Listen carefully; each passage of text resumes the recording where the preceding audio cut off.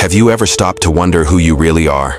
Not your name, not your job, not your role in your family or society, but you, the observer behind it all, the one who is aware. Most people never ask this question, not seriously, because from the moment we're born, the world begins to tell us who we are. You're smart. You're bad at math. You should be successful. You must believe this. Layer after layer, identity is formed, and without realizing it, you begin to live inside a carefully constructed mental prison. A prison made not of bars and walls, but of beliefs, labels, expectations, and fears. And the scariest part? You don't even know you're inside it. Krishnamurti once said, "It is no measure of health to be well-adjusted to a profoundly sick society, yet most of us spend our lives trying to adjust, to fit in, to be accepted, to succeed in the terms handed down to us by culture, religion, family, and media. But what if everything you've accepted as normal is actually part of the trap? Think about this. From childhood, you're told what to believe. You're rewarded when you obey, punished when you question. Over time, the ability to observe life freely, without filters, without judgment, is lost. Instead, the mind becomes cluttered with conditioning. This is good. That is bad. I must achieve. I must prove myself. I am not enough. That inner voice, the one that constantly compares, judges, worries, is not truly you. It's the result of decades of programming. And the more you listen to it, the deeper the prison becomes. Krishnamurti didn't offer a method to escape. He didn't say, "Do this for 10 days and you'll be free." He believed that truth is a pathless land, that no belief system, no teacher, no external authority can lead you to freedom. You have to see it for yourself, directly. Not through someone else's words, but through your own observation. That's where real transformation begins. So how do you see the prison you're in? Start by observing. Just observe. Watch your thoughts without judging them. Notice how quickly the mind labels, reacts, compares. You'll see that most of your mental activity is not truly conscious. It's automatic, like a tape playing in the background. And here's the thing, the act of seeing is the beginning of freedom. Not fighting it, not suppressing it, just seeing it. When you observe fear without trying to escape it, something shifts. When you notice anger without justifying or condemning it, space opens up. And in that space, you begin to taste something rare in today's world. Awareness. Awareness without judgment. Observation without interpretation. This is not easy. It takes courage to look at yourself without distortion. It takes honesty to admit that you've been living inside walls you didn't build, but have been guarding all your life. Maybe the walls were built by your parents' expectations, or your religion's definitions of right and wrong, or the education system that told you what success looks like. And maybe deep down you feel restless, anxious, like no matter what you do, something's missing. That feeling is not a flaw, it's a signal. It's the part of you that knows the truth, that you were not born to be a prisoner of thought. You were born to be free, not free to do whatever you want, but free from fear, from comparison, from the noise of society's demands. Krishnamurti's message was radical because he didn't want followers. He didn't want to be your guru. He wanted you to look, to question, to wake up. He said, "To be free is not merely to cast off one's chains, but to live in a way that respects and enhances the freedom of others." So this is not just about your own escape. It's about how your awakening affects the whole world. Because when even one person breaks free from fear and conformity, it creates space for others to do the same. Not through rebellion, not through violence, but through awareness, through quiet, unwavering awareness. Now ask yourself, when was the last time you sat in silence, not scrolling, not escaping, just observing your mind without control? Can you see how often you react rather than respond? How quickly you judge yourself? How deeply fear has woven itself into your everyday decisions? You don't need more information. You don't need to be told what to believe. You need to see, to look inward with fresh eyes, to sit with discomfort without running from it, To ask, is this thought truly mine, or was it planted there long ago? That is the beginning of breaking free. The mind wants answers. It wants structure, certainty, and comfort. But truth is none of those things. Truth can't be packaged, it can't be handed down, and that's where the trap becomes even deeper. We chase gurus, we attend workshops, we read books hoping someone will finally give us the formula for peace. But peace doesn't come from outside. It begins the moment you stop seeking. Yes, stop seeking. Not out of laziness, but because the seeking itself, the endless craving for more knowledge, more techniques, more how-to, is part of the prison.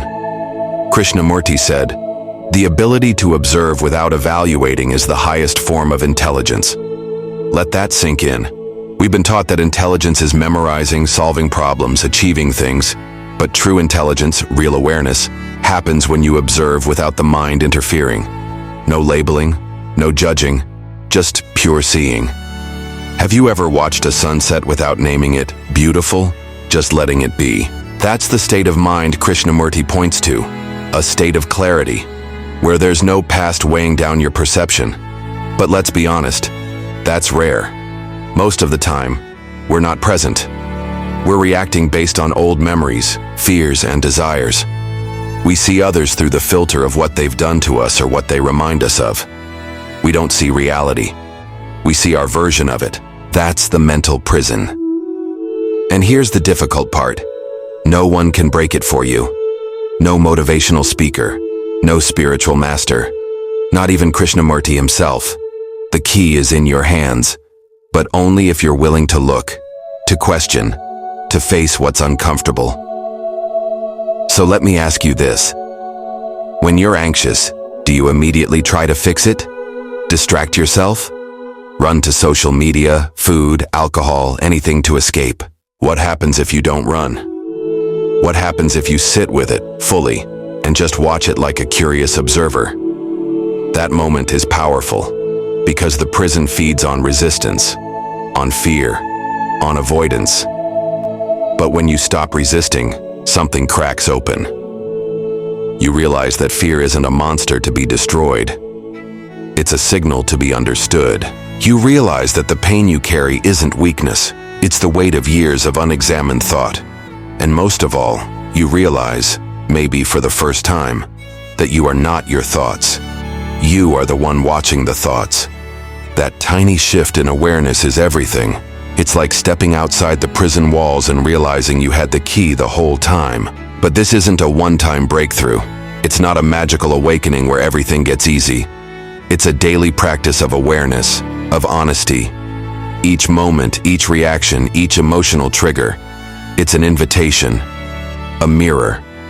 And slowly, as you keep observing without judgment, the walls of the prison begin to dissolve. Not because you forced them down, but because you stopped believing in them. Krishnamurti didn't want followers because he believed the truth must be discovered individually, not borrowed, not repeated. He wanted people to be deeply free, not just outwardly, but inwardly. Free from fear, free from control, free from the psychological time that says, someday I'll be better. There is no someday, there is only now. Can you see that? This very moment, raw, real, unfiltered, is the only reality.